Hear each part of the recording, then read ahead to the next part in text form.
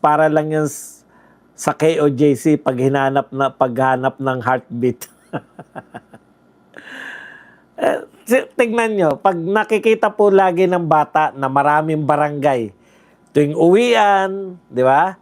Tuwing maglilipatan, panghapon at pasukan, may mga barangay, kahit malayo pa sa yung mga dadaanan papasok ng eskwelahan, di ba? Meron ng mga barangay.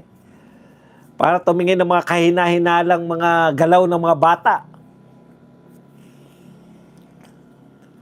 Basa na tayo. Boss Buds, nung high school kami, nauso yung Counter-Strike. Halos lahat ng mga kakilala ko. At pati ako naglalaro noon. Pero walang insidente ng pamamaril noon. Kaya nga di ba? Ni BBM kay Lenny, makakagawa na nga ng 2 Coliseum. May sukli pa. Kaya si Lenny, gano'n na lang ang pagtahimik. Di ba? Alam mo na, Inday Bidak.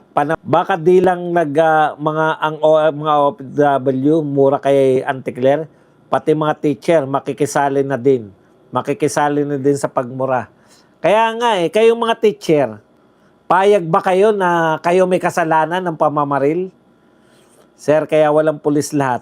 Nasa Malacanang, baka daw lusubin sila. Kasi po, si Chris Misuki po, yan, maraming salamat Ma'am Chris Misuki. There are a lot of factors on why those incidents happen. Thorough investigation must be done, not only propaganda and optics. Correct. At saka sa akin po, sa tingin ko nga po, kung ano po yung mga, maiiwasan po Yun po yung baril sa bahay. Dapat may kalutasan na kayo dyan. Kung ako po ay isang senador o congressman, papatawan ko po ng parusa yung kamag-anak na nakunan ng baril ng minor de edad. Bakit? Yun yung dahilan Di ba? Kasi kung kayo po, kunwari po sinabi na, kung ano ang gawin na krimen ng minor de edad, yung may-ari ng baril na mananagot, hindi na po pakalat-kalat yan, hindi lang po ilalagay yan sa mga cabinet. Kukuha po yan ng bolt para ilagay niya kung legal po yung baril.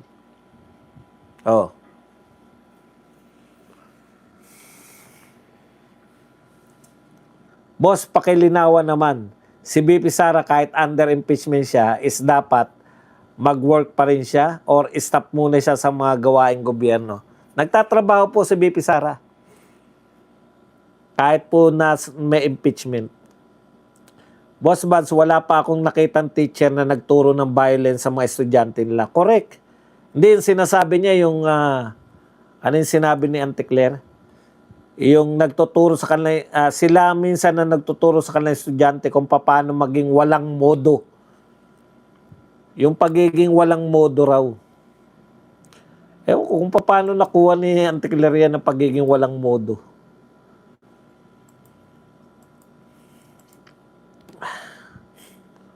Boss Buds, malaking hadlang po kasi yung child protection sa mga school. PTA president po ako sa isang high school dito sa amin sa Paite. Isa po yan sa dahilan kaya limitado po ang galaw ng mga teachers.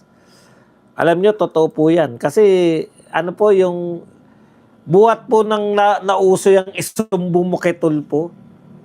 Ang titibay po ng mga bata, yung bibidyo yung mga teacher nila, binibidyo pag nagagalit. Alam nyo po, mali po yung pag-intindi nyo. Yung bata, pwede pa rin pagalitan. Ang hindi po bawal sa bata. Ang bawal po sa bata, yung ginagawa sa atin ng teacher natin, binabato ng eraser, pinapalo, capital punishment. Capital punishment. Ano? Bawal pong manakit sa madaling salita. Capital punishment. Boss Man, sabi ni Batman, ala barangay election sa November, salamat. Wala pa pong official yung COMELEC na sinasabi. Dapat po kasi yan, batas yan Ibabatas nila na postpone. Wala pa naman po tayo nababalita. Corporal. Capital punishment.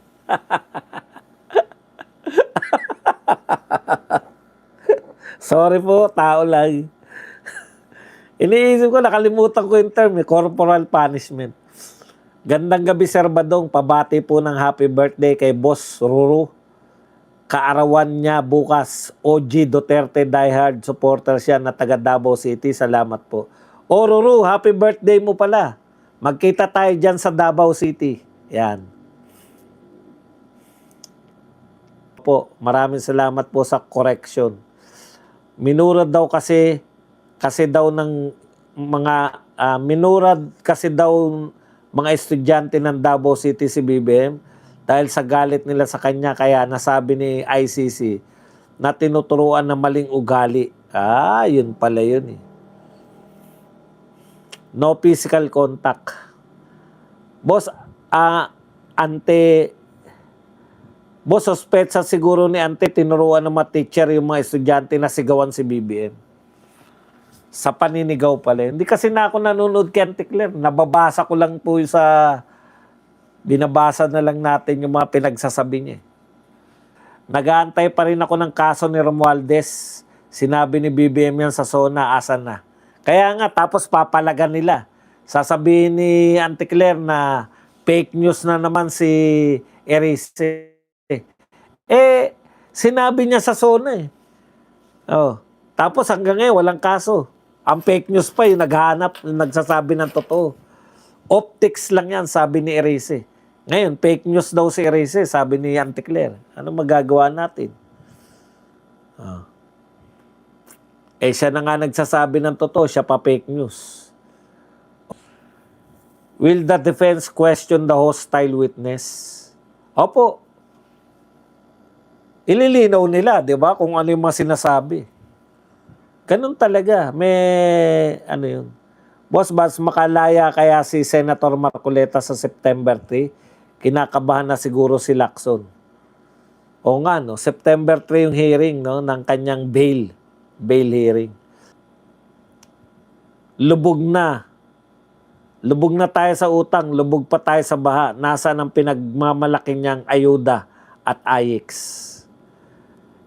Baka hindi ka malapit kay Kapitan, kay Mayor.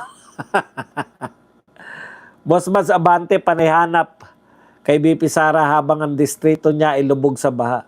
Hindi naman siya binoto ng mga tao ron. Bakit? Binoto niyo ba si Abante? Hindi niyo pala binoto, bit niyo hinahanap. Pero congressman pa rin. Yan ang problema eh. Hindi niyo siya binoto, congressman. Kaya wala po siyang pananagutan sa inyo.